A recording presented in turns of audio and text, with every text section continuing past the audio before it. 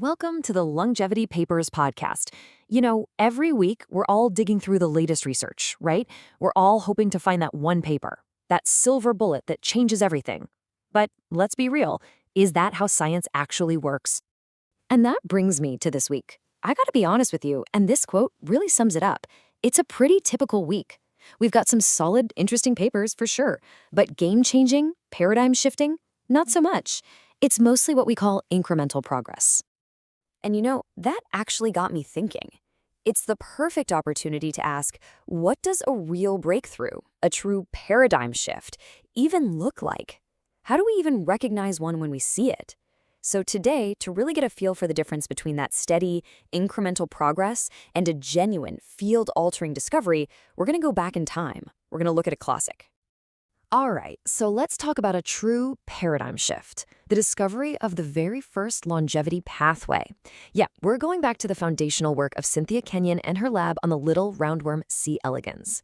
And look, this wasn't just another paper. This was the one that completely flipped our understanding of aging on its head.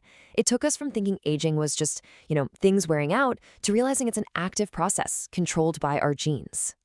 Now, this kind of discovery never happens in a vacuum, right? It had a whole backstory. Back in the 80s, people like Michael Klaas and Tom Johnson were already finding these long-lived worm mutants. Johnson found one, age 1, that lived 65% longer. But there was a catch, a big one. These worms had reduced fertility.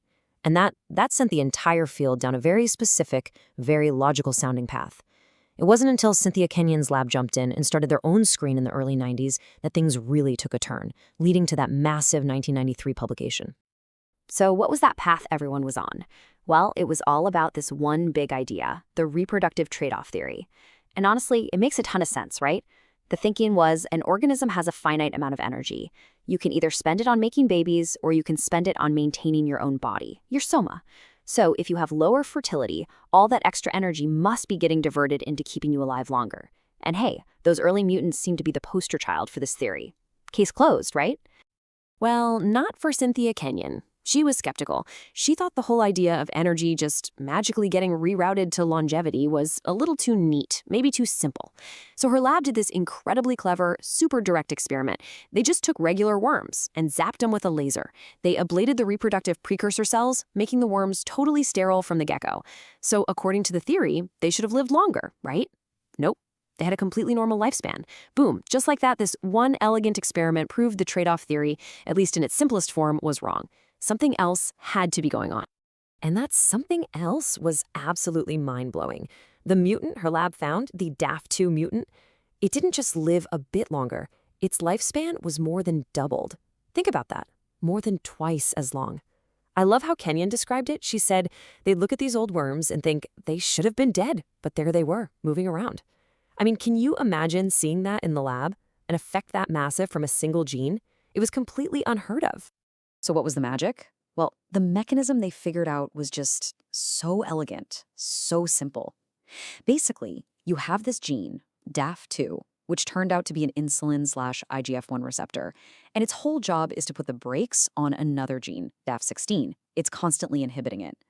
But when you mutate DAF2, it's like you're taking your foot off the brake pedal.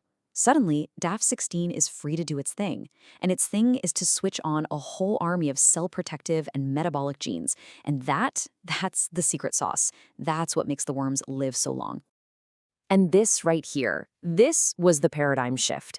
This was the moment everything changed. Aging wasn't just entropy. It wasn't just your body wearing out like an old car. It was a regulated process, something under active genetic control, just like development. Something you could, in theory, dial up or down. That single idea, born from these worms, basically created the entire field of geroscience as we know it today. Okay, so that's our benchmark. That's what a breakthrough looks like. Now, with that fresh in our minds, let's look at this week's papers. First up, we've got one from Koyunchi and the team at University Hospital Cologne, and they're tackling a problem we're all very familiar with, protein aggregation. All right, so here's what they're claiming. They found that in C. elegans, as they get older, this signaling pathway involving a gene called EPS8 goes into overdrive. And they link this hyperactivity directly to that pathological protein clumping you see in models for things like Huntington's and ALS. So what do? They knock down EPS8, and bam, it seemed to prevent the aggregation and some of the problems that come with it. Even better, they think they found a downstream enzyme, USP4, that could be a potential therapeutic target. Sounds pretty neat? Okay, that sounds promising on the surface, doesn't it? A single pathway that might be involved in multiple neurodegenerative diseases. But you know the drill. We gotta put on our skeptic hats. What's the reality check here? What are the big red flags? Or, the caveats we need to keep in mind?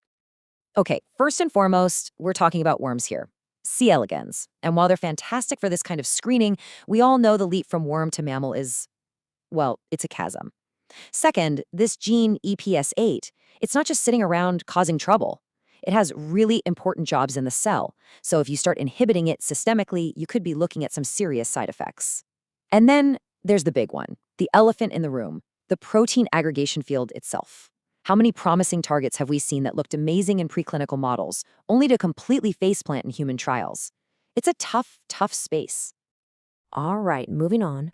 Our second paper this week is from Zhang and colleagues at the University of Illinois at Chicago. And this one shifts gears to another massive area, stem cell aging. And what's cool here is that they're not just talking about slowing aging down, they're talking about rejuvenation. So the story here is this factor called platelet factor 4, or PF4. Its levels go down as we get older. What this group did was take old hematopoietic stem cells, the HSCs that are the factory for our entire blood and immune system, and they gave them PF4. And what they report is pretty striking. It basically restored these old cells to a youthful state. They're talking improved polarity, less DNA damage, better lineage balance, the whole shebang. And what really makes you pay attention is that they saw a similar effect in human HSCs. Now that's exciting because we're talking about actual reversal. It's a really cool finding, for sure. The idea of turning back the clock on our stem cells is, that's a holy grail. But again, let's pump the brakes a little. What are the major hurdles here? Okay, the big one is that this is all ex vivo. It's in a dish. That's a huge difference from showing that giving a whole animal, PF4 actually extends its health span or lifespan. We just don't know that yet. Plus, there are safety concerns. PF4 is involved in thrombosis, in blood clotting. You can't just go injecting that systemically without potential risks. And honestly, for anyone who's been in the field for a while, this might be giving you a little GDF11 deja vu. Remember that? Huge initial promise, followed by, let's just say, very mixed results on replication. So we need to be cautious. All right, let's zoom out and put this all into perspective. We've got the story of a true breakthrough, and we've got two interesting, solid examples of incremental progress from this week. So what's the real difference? When you boil it down, it's really about the kind of question being asked. Look at the impact. Kenyon's work fundamentally changed our whole concept of aging.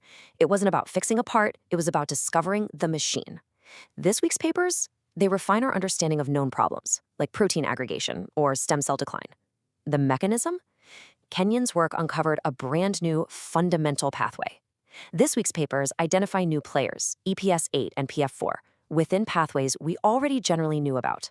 So you go from asking a massive question like, is aging even genetic, to asking a much more focused and still very important question, how can we modulate this specific aspect of aging?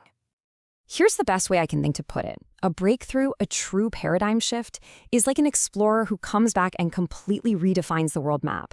They prove a whole new continent exists. It changes everything.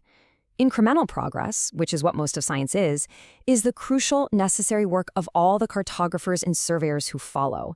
They're the ones who go and actually fill in the mountains, the rivers, the coastlines on that new map. You absolutely need both. And let's be real, those map-changing breakthroughs are incredibly rare.